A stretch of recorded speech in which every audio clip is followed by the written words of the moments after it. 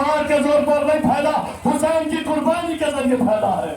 لبیک یا حسین، لبیک یا حسین، لبیک یا حسین، لبیک یا حسین، لبیک یا حسین، لبیک یا حسین، ہیہات منا ذلہ، ہیہات منا ذلہ، لبیک یا حسین۔ لبیک یا تھوڑی بلند آواز کے ساتھ نجف اشرف تک، کربلا معلیٰ تک آپ کی آواز آنی چاہیے۔ اس طرح کے امام زمانہ جب آپ کو بلائے اتنی بلند آواز سے کہیں لبیک یا حسین، لبیک یا حسین، لبیک یا حسین، لبیک یا حسین۔ لبیک یا حسین کا ہم نعرہ لگاتے ہیں، یہ صرف اور صرف عالم تشیع کا نہیں، حسین صرف عالم اسلام کا، صرف اور صرف مسلمانوں کا نہیں۔ اگر آپ پڑھ کر دیکھیں عالم مسلمان میں، عالم انسانیت میں، جہاں جہاں آپ دیکھیں گے تمام کے تمام اطراف میں آپ کو کوئی یہ کہتا ہوا نظر آئے گا حسین داتا میرے، جہاں سے جلوس نظر آئے گا، کوئی ہاتھ جوڑ کر اپنی دعائیں مانگے گا، کوئی کسی انداز میں اپنی دعائیں مانگے گا، اور بہت سے لوگ پرساد لے کر آتے ہیں اور یہ کہتے ہوئے نظر آتے ہیں 14 سال سے مجھے اولاد نہیں ہو رہی تھی، بچے نہیں ہو رہے تھے، دادا حسین کے صدقے میں مجھے اولاد مل گئی۔ توجہ کیجئے گا، یہ ادھر ہے جہاں سے مانگو تو ملتا ہے۔ یہ نہیں دیکھا جاتا کس فرقے سے تعلق رکھتے ہو، کس مذہب سے تعلق رکھتے ہو۔ آج آپ دیکھیے مسلمانوں کو بدنام کیا جاتا ہے، کیا کہا جاتا ہے کہ اسلام تلوار کے زور پر پھیلا، اسلام تلوار کے زور پر پھیلا۔ لیکن ایک سوال کا جواب دیجئے، اسلام کے قانون کو اگر سمجھنا ہے تو پھر مسلمانوں کو دیکھ کر اسلام کو نہ سمجھیے، بلکہ قرآن اور حسین کو دیکھ کر اسلام کو سمجھیے۔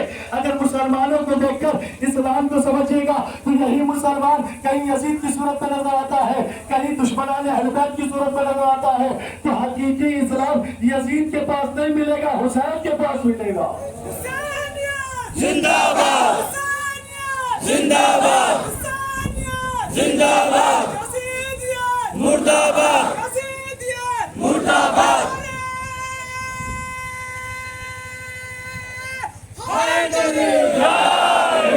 کیوں حسین کے پاس اسلام ملے گا؟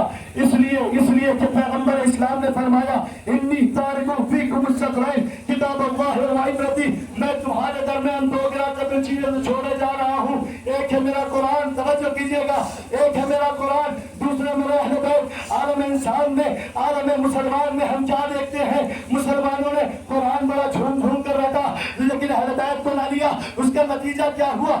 آج مسلمانوں کے ہاتھ میں ایک طرف تو قرآن ہے، دوسرے ہاتھ میں اہل بیت نہیں، بم نظر آ رہا ہے۔ توجہ کیا آپ نے؟ ایک ہاتھ میں قرآن ہے، دوسرے ہاتھ میں بم نظر آ رہا ہے۔ معصوموں کو بہت سے لوگ اسلام کے نام پہ قتل کر رہے ہیں اور دنیا یہ سمجھ رہی ہے کہ مسلمان قتل کر رہا ہے، دنیا یہ سمجھ رہی ہے کہ اسلام حکم دے رہا ہے۔ نہیں، بلکہ تمہیں اگر اسلام کو سمجھنا ہے تو کبھی بھی مسلمان کے فعل کو دیکھ کر اسلام کو نہ سمجھنا، اسلام کو سمجھنا ہے تو آؤ کربلا میں جہاں حسین علی اکبر کی قربانی پیش کرتے ہیں، علی اصغر کی قربانی پیش کرتے ہیں اور دنیا والوں کو درس دیتے ہیں، درس دیتے ہیں۔ دیکھو کامیابی فقط گولو بندوق سے حاصل نہیں ہوتی، قربانی دے کر بھی جیت حاصل کر سکتا ہے۔ لبیک یا حسین، لبیک یا حسین، لبیک یا حسین، لبیک یا حسین۔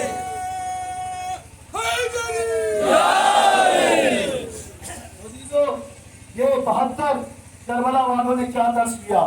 اگر تشیع کو زندہ رکھنا ہے، حسین نے صرف اور صرف تشیع کے لیے نہیں، شیعوں کے لیے قربانی نہیں دی، انسانیت کے لیے قربانی دی۔ اب جس کے دل میں بھی انسانوں والا دل پایا جائے گا وہاں حسین کی مصیبت سنتے ہی آنکھوں میں آنسو آ جائیں گے۔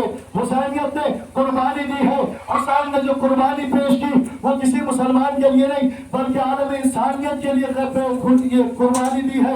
اب جب عالم انسانیت کے لیے قربانی دی تو ہم یہ کیا دیکھتے ہیں؟ جہاں سے یہ جلوس گزرتا ہے کوئی سلام کرتا ہے، کوئی نمستے کرتا ہے، کوئی دعائیں مانگتا ہے، معلوم یہ ہوا پلٹ کر زندہ ضمیر کے جواب دیں گے دیکھو ہم دادا حسین سے جو مانگتے ہیں وہ یہ نہیں دیکھتے ہم ہندو ہیں، ہم کرسچن ہیں، ہم بودھسٹ ہیں، یہ کسی فرق کو نہیں دیکھتے، کسی بھی قسم کا فرق نہیں رکھتے۔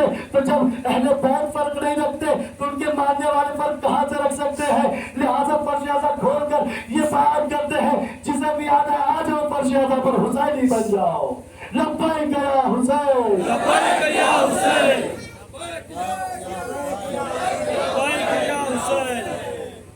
عزیزو जब भी इस्लाम को समझना है, जब भी मुसलमानों को आप देखेंगे